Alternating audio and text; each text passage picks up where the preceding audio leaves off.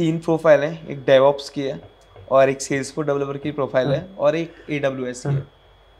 आप फ्यूचर का सोच के क्या सजेस्ट करोगे, किस प्रोफाइल में जाना चाहिए आप, अगर कोई अपना करियर स्टार्ट करना चाह रहा है एज ए एक्सपीरियंस और एज ए फ्रेशर? अच्छा, तो सेल्स फोर्स के बारे में तो गौरव भाई मुझसे अच्छा तो आप बताओगे। ठीक है, तो हाँ, तो मैं तो उसका नहीं बता सकता क्या है, बट AWS और डेवऑप्स का मैं बता सकता हूँ।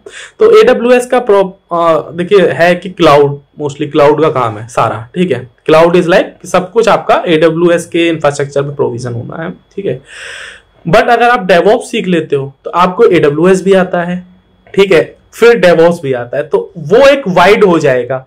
कल को अगर डेवऑप्स का सारा टूल खत्म भी हो गया, AWS तो रहेगा, आपको वो भी आता है। बट आप सिर्फ AWS में और डेवऑप्स की चीजें नहीं आती हैं तो वो थोड़ी दिक्कत वाली चीज है, क्योंकि AWS तो एक प्लेटफॉर्म है, आप यूटिलाइज कर रहे हो, बट उस पर इंफ्रास्ट्रक्चर प्रोविजन करने के लिए आप टेराफॉर्म ही यूज करोगे ना, मान के चलो। करने को आप उनका पर्टिकुलर IAC यूज कर सकते हो लैंग्वेज, बट टेराफॉर्म क्या है, वाइडली हर जगह यूज होता है, तो वो चीज है। तो डेवऑप्स मेरे हिसाब से मैं नंबर 1 प्रायोरिटी पे रखूंगा, अलोंग विद कि आपको फिर AWS भी आना चाहिए। ठीक है, फिर जितने भी आपके, हाँ, सेल्स फोर्स के बारे में आप बता दो। मतलब मैचिंग नहीं है ना, चेक अब होने को शायद सेल्स फोर्स में भी डेवऑप्स डेवलपर का भी होता है, उसमें भी कुछ हाँ होता है।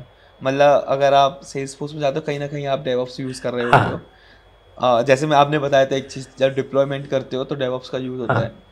तो अगर आप सेल्सफोर्स डेवलपर हो तो मैं डेवऑप्स का आइडिया होगा, मैं थोड़ा बहुत आइडिया रहता है कि यार ये डेवऑप्स के थ्रू कैसे हम डिप्लॉय करते हैं चीज़ों को। तो जब मैं पहले एक्सेंचर में था तो मैंने डेवऑप्स का यूज़ किया है। हम डेवऑप्स के थ्रू लाइक कुछ भी चेंजेस होते थे, कोड चेंज, उसको डिप्लॉय करते थे प्रोडक्शन में। अच्छा, तो एक फाइनल क्वेश्चन आपके लिए, अगर कोई डेवऑप्स में जाना चाहता है तो 5 ईयर बाद पैकेज कितना अच्छा हो जाएगा? देखो, अभी इंडिया में जो स्टार्टिंग पैकेज है वो आप मान के चलो 4 मैं अपर साइड पे बोल रहा हूँ, बट 4 मान लो आप। ठीक है, तो 5 साल में इजीली आप इसका 5 to 6 टाइम्स एटलीस्ट करना चाहिए आपको, और हो भी जाएगा इजीली 5 साल बाद। ठीक है, ये एक नॉर्मल सिनेरियो है, इसमें कोई बहुत ज्यादा आपने एफर्ट नहीं डाले हैं, आपको चीजें थोड़ी सी आती हैं, सिस्टम समझ में आता है, आपका इतना हो जाएगा।